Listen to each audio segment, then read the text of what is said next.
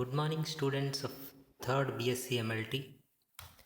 Today's class is on topic called as cytogenetics. So what is cytogenetics? Cytogenetics is the study of chromosomes. Okay, cytogenetics is the study of chromosomes either regarding the change in number or change in the structure of chromosomes. Okay, so in karyotyping, we are studying the chromosomal changes either with respect to number or with respect to the structure. How do we study chromosomes?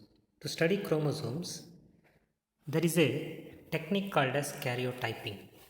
Technique called as karyotyping. So what is karyotyping? Arrangement of the chromosomes in a cell according to their size or length is called as karyotyping. So here you can see, as you know, human cell has a 23 pair of chromosomes. 23 pair of chromosomes, that is totally 46 chromosomes.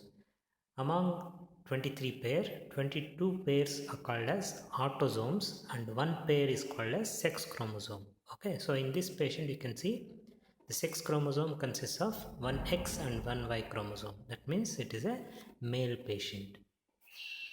Okay, so remember, karyotyping is arrangement of the chromosomes according to their size. Okay, from largest to the smallest. You can see the chromosome 1 is the longest chromosome. Okay, whereas chromosome 22 is the shortest. Remember. How do you do karyotyping? Okay, if you can remember, DNA in the nucleus is normally present as a irregularly distributed thread-like material. Irregularly distributed thread-like material. Okay, so only during cell division it will be converted into chromosomes. It will be converted into chromosomes. Okay, so to do karyotyping, you have to arrest the cell in its metaphase. That means you have to arrest a dividing cell.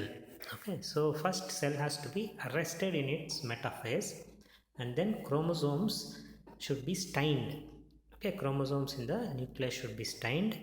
Okay, then photograph should be taken of the chromosomes, enlarge the photograph, cut the photograph of each chromosome and it should be arranged according to its size. Okay, so that is the process of karyotyping.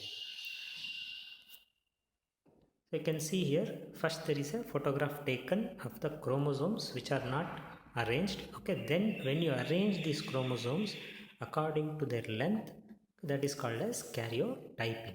Okay, you can see the first diagram, chromosomes are not arranged, and the second photograph where they are arranged according to their length. Okay, that is called as karyotyping. So I told you, during the process of karyotyping, you are staining the chromosome before taking the photograph. Okay, so this staining process is also called as banding technique. This staining is also called as banding. Okay, so there are different types of banding: G band, R banding, Q banding, T banding, and silver staining. Okay, so why it is called as banding? Because you can see the chromosome takes alternate colors of dark and light. Okay, so appears like many bands. That's why it is called as banding technique. So G stands for Giemsa, Q banding, Q stands for quinacrine. That is the stain that is used. Okay, Q is quinacrine, G is Giemsa, R is for reverse, C is for centromere. Centromere. Okay, so these are the different types of banding techniques. Okay, so there are more advanced types of study. They're called as FISH and spectral karyotyping. FISH means fluorescence in situ hybridization, and spectral karyotyping. I'll tell you about them in the later slides. Each chromosome has a unique G banding pattern that is consistent from individual to individual. That means each individual has a characteristic banding technique. Okay, banding pattern. So there are few terms that you have to remember. Short arm of a chromosome is called as P and long arm of a chromosome is known as Q. Okay, so you can see this chromosome, the short arm is called as P and long arm is called as Q. Okay, so when there are different bands in a chromosome, if there is some change in a particular band, okay, how do you describe it?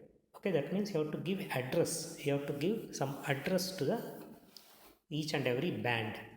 Okay, so to give this addressing process, there are different terms that are used, but the arm of a chromosome is divided into regions. You can see the region, red color. Okay, so the small arm is divided into 1 and 2 regions. Okay, then each region is divided into many bands. Okay, and then band is divided into sub bands. So if you see the outermost part of a short arm, okay, how do you designate it? How do you call it? It is called as 22.3. 22.3. That means the region is second region, band is second band in the second region, and it is third subband in a second band. Okay, so understand. If you are not understand, please go through again the slide. Okay. So the arm is divided into regions, region is divided into band, band is divided into sub-band. Okay, so if there is some abnormality or deletion of the last portion, then you call it deletion of 22.3 part of chromosome X. Okay, so same thing again, how to represent a part of a chromosome is given here again. 14p 11.2. That means the chromosome number is 14, short arm of that chromosome. Okay, at the site 11.2 there is some change. Okay, that's how you have to represent the parts of chromosomes. So example, see, in case of ocular albinism, that means white colored eyes, there is no pigment in the eyes. Okay, so such patients, there is a defect in chromosome X, and where is the defect? Defect is situated at P22.2. P22.2. Okay, so you can see how do you trace it. The short arm of X chromosome is divided into two regions. Okay, second region is divided into two bands, and the second band is again divided further into three sub bands. Okay, so that second band, which is second sub band, which is colored red, is the area where there is mutation. Okay, so remember how to represent the area of a chromosome. First, name of the number of the chromosome X. Next is a arm, whether short arm or long arm, P or Q. Okay, then region, band and subband. Okay, some more terminology that you have to remember. As I told you, there are 23 pairs of chromosomes. Okay, so this 23 is, you can call it N.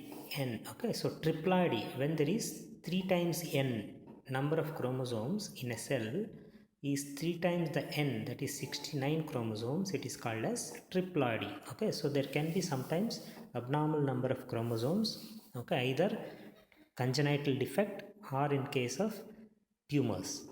Okay, so you have to remember these names. Tetraploidy is presence of chromosomes 4 into n, that means 92 chromosomes in a cell. Okay, euploid means multiple of haploid, that means multiples of n, multiples of 23 is called as euploid. Aneuploidy means the number of chromosomes is not the multiple of 23. Okay, example, in case of syndrome called as Turner's syndrome, the number of chromosomes is only 45. Okay, that is 45x. Okay, so there is among 23 pairs, one of the chromosome of a particular pair is missing.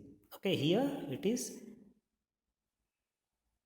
sex chromosomes. In sex chromosome there is only one X is there, okay, the other allele is other pair of a chromosome is absent, okay, that is called as monosomy, okay. When there is a extra chromosome in the pair, that means usually there should be two chromosomes in a pair, okay. If particular pair has more than two chromosomes, it is called as trisomy. Example 47XY21, that is Klinefelter syndrome, okay. Klinefelter syndrome, there is one extra